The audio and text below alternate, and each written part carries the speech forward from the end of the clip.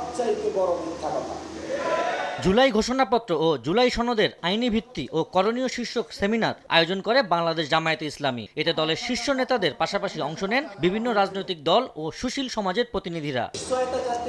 অনুষ্ঠানে অংশ নিয়ে জাতীয় নাগরিক পার্টির সদস্য সচিব আক্তার হোসেন বলেন, সব রাজনৈতিক দলকে ঐক্যবদ্ধ থেকে জুলাই সনদ বাস্তবায়ন করতে হবে। বাংলাদেশের মানুষেরা জুলাই সনদ বাস্তবায়নের আইনি ভিত্তি পাবে, গণপরিষদ নির্বাচনের মধ্য দিয়ে নতুন সংবিধান হবে, ফ্যাসিবাদী সংবিধান থেকে মানুষ মুক্তি পেয়ে গণতন্ত্রের পথে বাংলাদেশের উত্তরণ ঘটবে।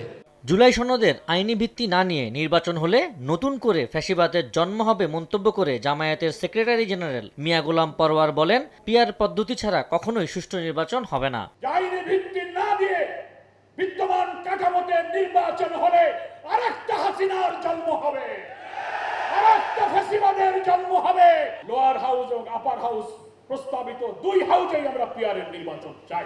পিআর সংস্কার এবং জুলাই সনদের আইনি ভিত্তির দাবি পূরণে সরকারকে বাধ্য করা হবে বলে হুঁশিয়ারি দেন জামায়াতের নায়েবে আমির সৈয়দ আব্দুল্লাহ মোহাম্মদ তাহের। আমরা যারা পিআর চাই, যারা সংস্কার চাই, যারা দুর্নীতিমুক্ত বাংলাদেশ চাই, সবাই মাঠে আবার ঐক্যবদ্ধভাবে যৌথভাবে আমরা এই দাবি পূরণে সরকারকে বাধ্য করব। পিআর পদ্ধতিতে ভোটের পক্ষে একটি দল ছাড়া সব রাজনৈতিক দল একই মঞ্চে আছে বলে মন্তব্য করেন জামায়াতের নায়েবে আমির। সুষ্ঠু আবু সাইদ নিশান, সময় সংবাদ, ঢাকা। সম্মানিত